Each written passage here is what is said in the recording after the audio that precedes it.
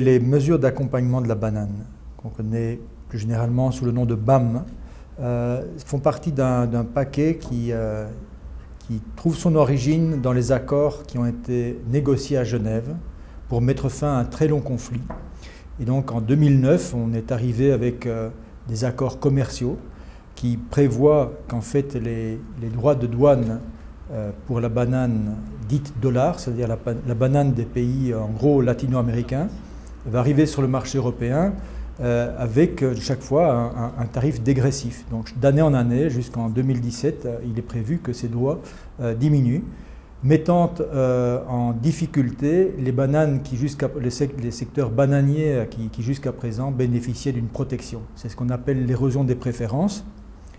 Et ces pays, en gros, il y en a 10 dans les ACP, dans le groupe des pays Afrique, Caraïbes, Pacifique, 3 en Afrique et 7 dans les Caraïbes, qui sont encore, disons, en course sur le marché européen, qui ont véritablement des possibilités d'arriver sur le marché européen, d'entrer en compétition avec les autres bananes dites dollars. Ces pays sont quand même en difficulté. Le groupe ACP a relativement bien résisté. On est plus ou moins à 20% de départ de marché sur l'Europe, mais ça va devenir de plus en plus difficile. Il y a des problèmes de tous ordres, notamment des problèmes par exemple avec des attaques fongières, des attaques de la cercosporose, ce qu'on appelle la cigatoka aussi.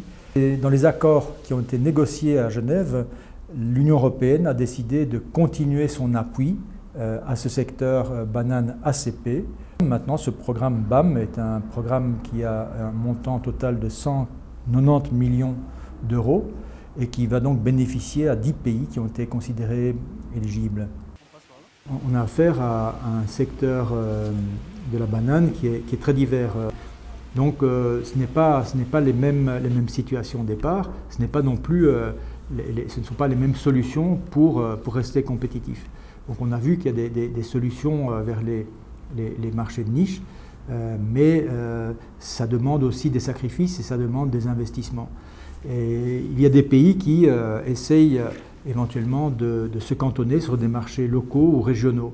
Donc il y a plusieurs possibilités, mais ce sont des choix stratégiques au sens premier du terme. Donc c'est pour ça que ça engage le pays, c'est pour ça qu'on demande au départ qu'il y ait une stratégie nationale d'adaptation qui assume de la part nationale ce qu'ils veulent faire. Dans ce cadre-là, on est occupé maintenant à faire la programmation. Le séminaire qui a eu lieu à Accra en janvier, fin janvier, réunissait des représentants, à la fois des délégations et des représentants des 3 pays en question, Côte d'Ivoire, Cameroun et Ghana, pour aller plus loin, pour essayer d'instiller le plus de qualité possible dans les appuis, les stratégies pluriannuelles en vue d'aider ces pays à s'adapter aux nouvelles conditions du marché européen. Ce séminaire s'est déroulé d'une manière, je dirais, assez participative et interactive. Écoutez aussi des présentations faites par des spécialistes des aspects économiques, environnementaux, sociaux, qui ont permis de trouver des éléments additionnels qui augmentent la qualité des propositions qui sont établies jusqu'à présent. Suite à cet exercice, on a pu faire une sortie sur les 2 plantations. Durant le passage chez Volta River Estate, ce qui est intéressant aussi, c'est que eux aussi produisent Fairtrade dans le but de pouvoir survivre en tant que petit producteur. Il a décidé d'aller un cran plus loin et de produire organique. Et donc le projet qu'il montre, c'est un projet de compost, de compostière, à grande échelle d'ailleurs, faite avec des herbes flottantes du lac Volta. L'ensemble des vidéos qui ramassent un peu les éléments principaux de ce séminaire, l'intégralité des interviews des spécialistes seront disponibles sur le site de Capacity for Dev.